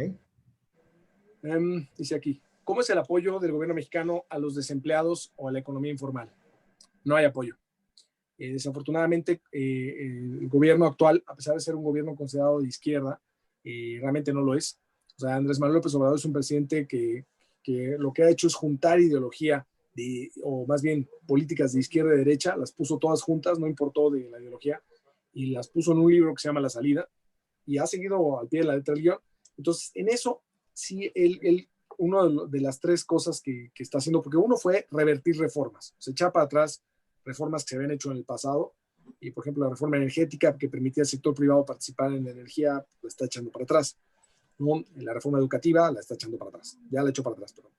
Segundo punto es programas sociales y proyectos de infraestructura. En los programas sociales lo que está haciendo es, sí está ayudando a una base más grande de personas, ¿no? Pues sobre todo a los adultos mayores y a los que llaman ninis, que no me gusta el término, pero es que ni estudian ni trabajan, pero más bien son personas que no tuvieron la oportunidad de estudiar y que por eso no tienen un empleo. Entonces sí hay apoyo, pero ese apoyo es por su programa, no es por tema de COVID. O sea, la gente que se ha quedado desempleada por COVID, aquí en México no tenemos seguro de desempleo y no ha habido ningún apoyo gubernamental en ese sentido. Si vemos los apoyos en todo el mundo han sido de 9, bueno, de entre 5, 6, 8, 10, hasta 30% del PIB.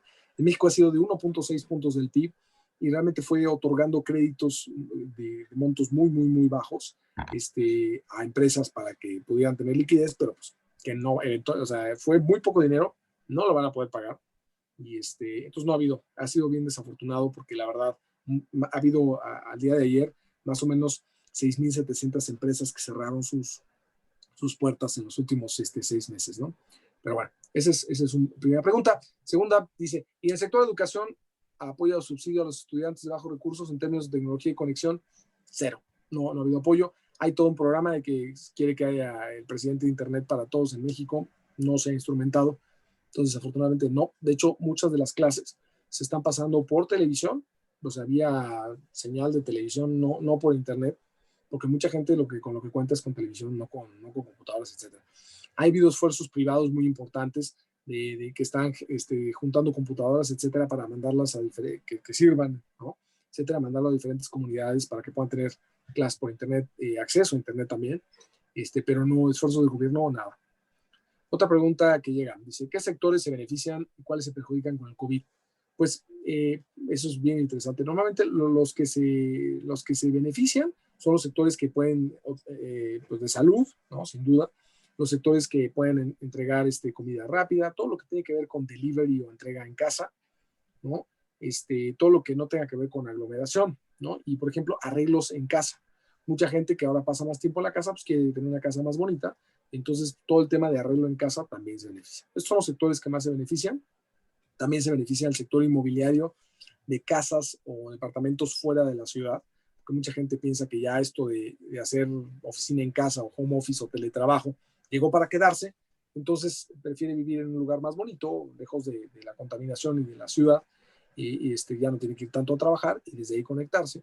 Esos son los sectores beneficiados. Los sectores que se han perjudicado, pues todos los que implican aglomeración, teatro, todo el de música en vivo, turismo, estos son los sectores que más han sido perjudicados, y así el sector inmobiliario de las ciudades también ha sido muy afectado, porque la gente está cambiando a vivir a los suburbios de las ciudades, ¿no? Eso es importante. Luego, la otra pregunta dice aquí, ¿qué tan importante es la estimulación fiscal en las economías de Sudamérica? ¿Y qué deberían hacer para recuperarse, entendiendo que no tienen el mismo apoyo como los países de la eurozona? Sin duda. A ver, los apoyos fiscales siempre tienen ese tema. Si tú los das, ok, en el momento a lo mejor sí surten efecto, pero eventualmente quedas muy endeudado, y como país emergente, o sudamericano o latinoamericano, pues las tasas de interés que te van a cobrar cuando empiecen a subir son mucho más altas que las que pueden enfrentar los países desarrollados como la eurozona o Estados Unidos, y eso hace que se vuelva insostenible el tema fiscal. Entonces, ese es el gran cuestionamiento que tienen los países de Latinoamérica, y entonces en ese sentido, como que hay tres factores. Uno, se está pensando que el Fondo Monetario Internacional, el Banco Mundial, de alguna manera puedan otorgar algún tipo de crédito, algún tipo de deuda que permita reemplazar la deuda que se tienen del sector privado, y poder dar un programa de ayuda, de que desaparezcan eventualmente esa deuda. Entonces, pero eso es algo de una coordinación global, no es algo que va a pasar, no va a ser algo que va a salir de los países sudamericanos o latinoamericanos. Otro segundo, si vas a hacer un programa fiscal de apoyo, tiene que ser muy dirigido. Por ejemplo, de repente los programas de apoyo fiscales por eficiencia se le dan a todo mundo, ¿no? Y a todas las empresas, y eso no es lo más óptimo, porque no tienes muchos recursos y se lo vas a dar a empresas que a lo mejor inclusive se están beneficiando. Entonces el chiste es que sea muy, muy dirigido tanto a las empresas que sí están sufriendo, como el tema de turismo, como el tema de aglomeración, de teatro, todos estos sectores que implican aglomeración e interacción humana, restaurantes, para que ellos puedan sobrevivir el tema de COVID, ¿no? Y entonces tú puedas ayudar de manera muy dirigida a las empresas para que preserven el empleo, pero en Latinoamérica pues, hay muchísima informalidad. Entonces, si se lo das a las empresas, no necesariamente va a permear a mucha parte de la población. Entonces, tienes que dar de los dos lados, del lado de la oferta a las empresas y del lado de la demanda a las personas. Transferencias a las personas más pobres, sobre todo para que puedan sobrevivir esto. Entonces, estos son el tipo de programas que se recomiendan, ¿no? Y que son difíciles de instrumentar, pero se puede. Hay también programas híbridos con ciertas empresas, por ejemplo, en donde se puede que el empleado renuncie a un porcentaje de su sueldo, no sé, que renuncie a un tercio y de su sueldo, la empresa pueda pagarle un tercio del sueldo y el gobierno pueda pagar un tercio del sueldo, ¿no? Entonces, obviamente con la condición de no despedir al empleado, no sacarlo de la empresa. Y entonces este tipo de programas también puede funcionar. Entonces son programas como muy dirigidos, muy puntuales, que sí se pueden hacer, se les requiere mucho trabajo, pero que es el mejor uso de los recursos que son todavía más, siempre son escasos, si no, no habría economía, ¿no? Pero que son todavía más escasos en los países de Latinoamérica. Espero haber contestado esa pregunta. Dice, buenas, un placer, gracias. En materia de política comercial, ¿qué valoración hace sobre las políticas aplicadas por los países a nivel global? Y si cree que el proteccionismo pueda cobrar especial relevancia en la época post-pandemia. Esa es una buena pregunta. Yo creo que el proteccionismo viene de tres vertientes, ¿no? Uno, del tema del populismo, ¿no? Cuando llegan presidentes populistas diciendo que el comercio ha empeorado en lugar de mejorar las condiciones totales de un país, pues ahí empieza un poco. Segundo, sí hay sectores que se afectan mucho con la globalización del comercio internacional, aunque yo creo que la economía es global y que los países salen ganando, pues salir ganadores no quiere decir que todos sean ganadores, sino que así que en promedio salen ganadores, pero hay unos que no. Entonces hay que atajar ese tipo de cosas. Yo creo que esas nuevas ideologías de comercio justo, pero viéndolo desde el punto de vista de mercado, creo que son las mejores, las que mejor funcionan, en donde no son proteccionistas al 100%, sino van abriendo el comercio de manera pues un poquito más manejada. Y alguien que es totalmente libre mercado va a decir que esto no debe de ser, que esto no promueve todo lo mejor. Pero dado que las fronteras no están libres para la población, para poder viajar a donde quieran y trabajar desde donde quieran y puedan ofrecer su talento en diferentes cosas, y que las economías son tan diametralmente distintas, que yo creo que un comercio manejado puede ser un poco mejor. Y yo espero que con que haya ganado Joe Biden en Estados Unidos, que sí puede representar el inicio del fin de una ola populista que hemos vivido muy fuerte en este siglo. Ojalá. Y si es así, entonces no creo que el proteccionismo venga. Ahora, si nos vemos a la historia, ¿qué pasó en los 20? En los 20, después de la pandemia tan fuerte que hubo, ¿no? de influencia española, al contrario, las economías se abrieron muchísimo y tuvimos un crecimiento económico en los 20 muy fuerte, que después vino la Gran Depresión, ¿no? En 1929, y que ahí sí sobrevino el proteccionismo. Ahí en Estados Unidos se instrumentó esta ley Smoot-Hawley, que puso muchísimos aranceles, ¿no? Y fue terrible, porque entonces la depresión le fue peor. Pero vamos, aunque se haya quitado Smoot-Hawley, siguió un poco el proteccionismo. Entonces yo creo que este proteccionismo desafortunadamente es algo que viene y va, y la única manera de eliminarlo va a ser con educación, y pues llegar a un nivel de educación donde la gente entienda que el proteccionismo no está bien o no es lo mejor para las economías, va a tomar décadas. Entonces, por el momento yo creo que va a ser algo que viene y va. Yo creo que por ahora, al contrario, después de tanto proteccionismo, creo que viene una ola de baja y a lo mejor regresa en el 2030, ¿no? Digo, a la luz un poquito de la historia y de que muchas cosas se repiten, ¿no? ¿Puedo contestar otra más, mi estimado Omar? ¿O cómo vamos? Adelante, continúa. Dice aquí, buenas tardes, ¿qué recomendaciones le podría dar a las personas para afrontar las consecuencias que generan las recesiones? No sé qué se refiere con personas naturales, o son las que no son robóticas, o a lo mejor es algún término que acá en México Los seres no se usa humanos. tanto. Los seres humanos. Perdón. Ok, perdón por la pregunta, no usamos ese término acá. Bueno, así como seguro se les hacen chistosas algunas palabras que usamos acá. Entonces, para afrontar las recesiones como a nivel personal, es bien complicado porque no nada más afrontar las recesiones. Ustedes les toca un reto bien importante, les toca no nada más los retos de ser una persona del siglo XXI, no nada más por vivir en Venezuela, sino les toca el reto de que viene una ola de robotización muy fuerte en la economía. Entonces, lo más importante es, lo que nadie les puede robar es el conocimiento. Entonces, siempre poder tener mayor conocimiento, mayores habilidades. Y como que estuvimos en un momento en donde la especialización era lo que había que hacer, y hoy por hoy lo que uno tiene que hacer es poderse reinventar, ¿no? Entonces yo creo que poder tomar habilidades y estar continuamente aprendiendo para poder uno ir saltando de un lugar a otro es lo que va a pasar, ¿no? Porque tu habilidad, a lo mejor vas a ser alguien que hace páginas de internet que te resuelve, o que le resuelven a otras personas cierto tema, y de repente eso ya lo va a poder hacer un robot, o sea, te vas a tener que saltar. Entonces yo creo que lo más importante va a ser, para evitar recesiones, poderte reinventar. Las recesiones no las vamos a poder evitar, y yo como persona el conocimiento es lo único que no te pueden quitar. Y afortunadamente Internet te promueve mucho eso. Sí hay que dedicarles en esta disciplina, estarse metiendo a diferentes páginas y a videos de YouTube, etcétera, en donde te permitan ir adquiriendo habilidades en todo sentido. Yo creo que es lo que va a permitir que a ustedes les vaya bien en el futuro, que puedan estarse reinventando de manera continua y que estén aprendiendo de manera continua, ¿no? Digo, esa es creo que la filosofía más general que les puedo decir, que puede ayudar, no a evitar recesiones, porque eso no lo veo, pero sí a poderlas atajar de mejor manera, ¿no? Entonces creo que ya se acabaron las del chat, mi estimado Omar. Muchas gracias, Gabriel, por tu presentación. Abordaste un tema bien importante para nosotros y de una manera bastante amplia, bastante clara. Creo que mis estudiantes y los estudiantes de la Católica deben estar todos satisfechos con esta presentación. En cuanto a las preguntas, también se abordaron temas importantes. Ya había formulado algunas y ya ellos lo han formulado a través del chat, o sea que por mi parte no tendría algunas preguntas adicionales, excepto una que siempre es curiosidad teórica.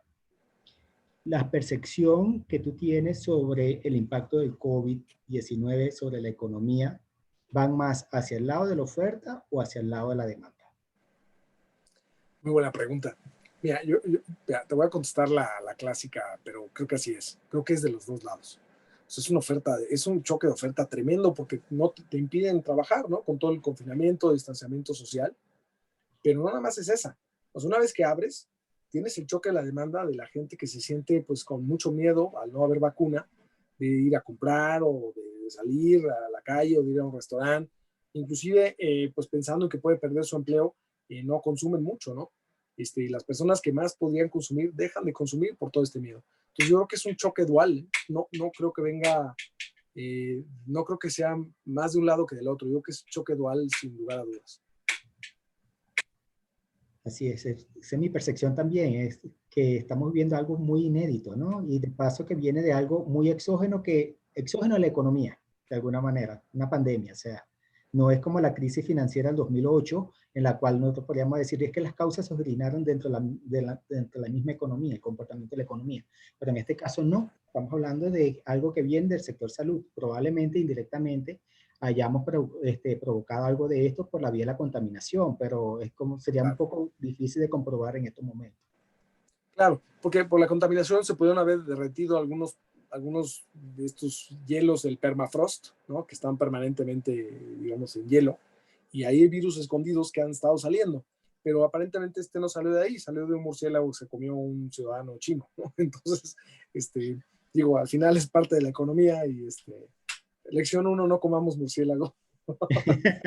Lección 2, ya mejor ya volvámonos veganos y bajemos la contaminación de comida de los animales. Pero bueno, eso ya se va a otros niveles, ¿no? ¿Alguna otra pregunta? ¿Alguien quiere hacer alguna pregunta directamente?